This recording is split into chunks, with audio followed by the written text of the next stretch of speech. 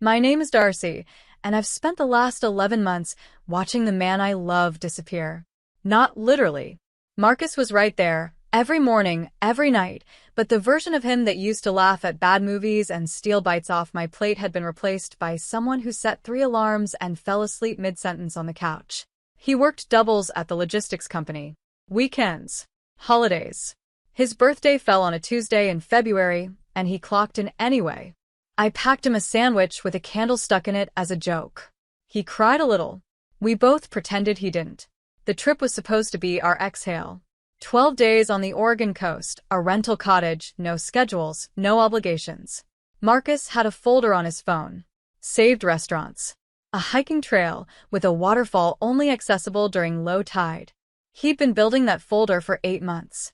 When I told my mother about it, she smiled the way she always does right before she reaches into your chest and rearranges things. You'll take Ksyusha with you, she said. Not a question. Never question with her. I felt the folder closing before I even said a word. Ksyusha is 23 years old. I want to be clear about that because my mother has a gift for making her sound fragile, like she's still the gap-toothed 7-year-old who used to follow me to school and cry at the gate. She is not fragile. She is 23, employed part-time at a nail salon, and fully capable of booking her own travel if she wanted to. She didn't want to. She wanted ours. My mother's logic was seamless in the way only manipulative logic can be. Ksyusha had been stressed. Ksyusha needed a reset. Ksyusha deserved the ocean too. Each sentence delivered with this quiet, loaded grief, as if my refusal to fund my sister's vacation was a character flaw she'd always suspected, and was now confirmed. Either you take her or you're not going anywhere, she said. I told her we weren't going anywhere together then. The silence on the phone was theatrical. Practiced. I knew it well. What I didn't expect was Marcus sitting at the kitchen table when I got off the call, having heard every word through the thin wall of our apartment. He set down his coffee mug slowly. Call her back, he said. My stomach dropped completely. I stood there holding my phone like it had just betrayed me. Marcus. His name came out careful, like I was defusing something. He didn't look up right away. He turned the mug in a slow circle on the table, that thing he does when he's working through something he's already decided. I knew that gesture. I'd learned to read him the way you learn a house, knowing which floorboards creak before you step on them. Call her back, he said again.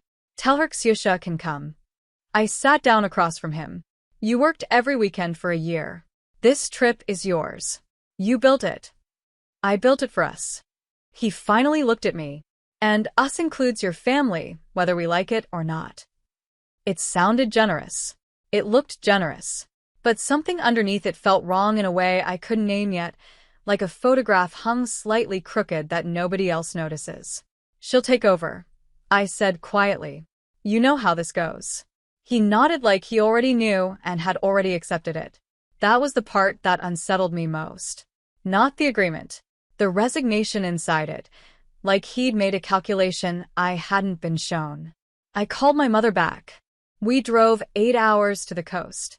Ksyusha sat in the back seat with her AirPods in and her bare feet propped against my headrest the entire way. She didn't offer to split gas. She didn't ask once if we needed to stop. She scrolled, she napped, she woke up hungry and announced it like a weather report.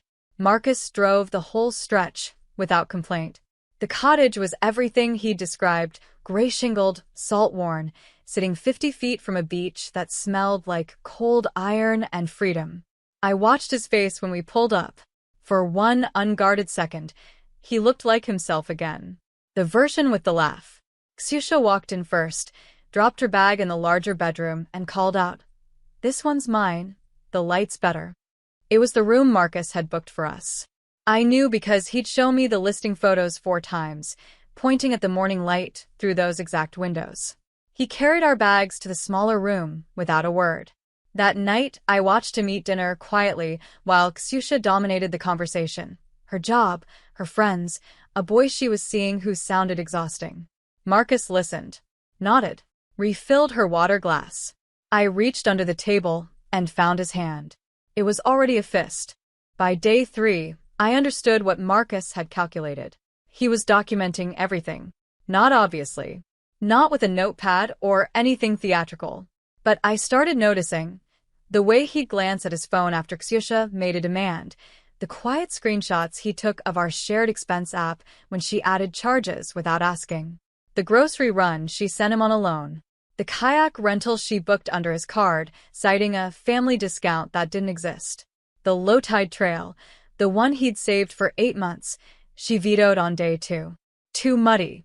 Too far. She wanted to sit at the boardwalk cafe instead and have someone else pay for overpriced clam chowder. Marcus paid, smiled, said nothing. That evening I found him on the porch alone, watching the water. I sat beside him and waited. I needed her here, he said finally. I turned to look at him. Your mother has done this your whole life. His voice was steady, almost gentle. You've always absorbed it alone. I needed to see it clearly, all of it, in one place, undeniable. He paused. And I needed your mother to see that I see it. The ocean moved in the dark below us. What happens now? I asked. He smiled for the first time all trip. On day 7, Marcus called my mother. I didn't know until it was already happening. I walked out of the bathroom to find him on the porch, phone to his ear, voice measured and unhurried the way it gets when he's most serious. I stood at the screen door and listened. He didn't yell. He didn't perform. He read figures, actual numbers, line by line. The overtime shifts, the months of missed weekends, the exact dollar amount saved. Then Ksyusha's portion, the bedroom, the kayaks, the meals, the boardwalk, the gas calculated per mile from our apartment to the coast. I'm not asking for reimbursement, he said. I'm making sure you understand the precise cost of what you demanded. My mother said something I couldn't hear. No, Marcus said quietly. Darcy didn't put me up to this. Darcy has spent her entire life softening your edges for everyone else's comfort. That ends now. Another pause. When we get home, things will be different. Not hostile.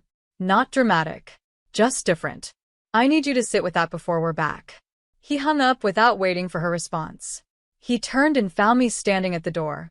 Neither of us spoke for a long moment. Then he said, You should have never had to do this alone. I finally exhaled. Ksyusha found out that night. My mother called her. I could reconstruct the entire conversation from Ksyusha's face as it happened.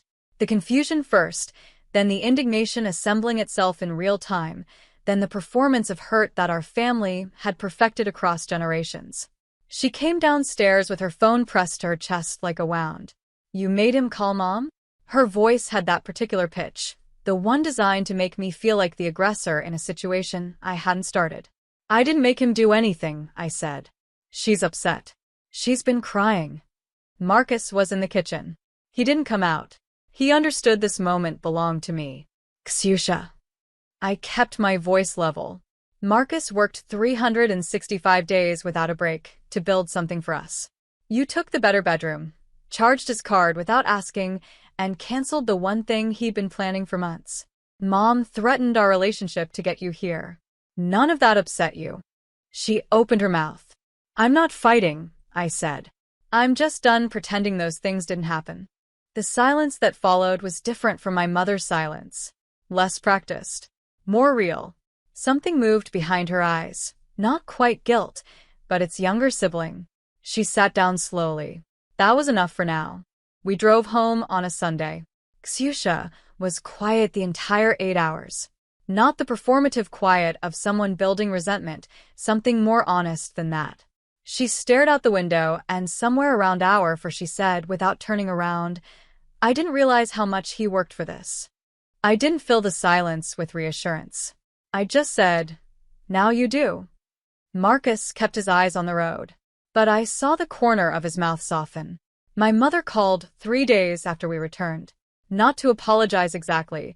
She doesn't have that particular gear, but she spoke differently. Carefully. Like someone navigating a room where the furniture had been rearranged and she wasn't certain of the new layout. She asked how the trip was. I told her it was necessary. She was quiet for a moment, then said Ksyusha had mentioned wanting to pay Marcus back for the kayaks. I told her that wasn't the point. She said she understood. I'm not sure she fully did, but the fact that she tried meant something. Marcus and I went back to the coast 4 months later. Just us. Same cottage, same bedroom with the morning light, same low-tide trail with the waterfall he'd saved for 8 months. He cried a little on that trail. We both pretended he didn't.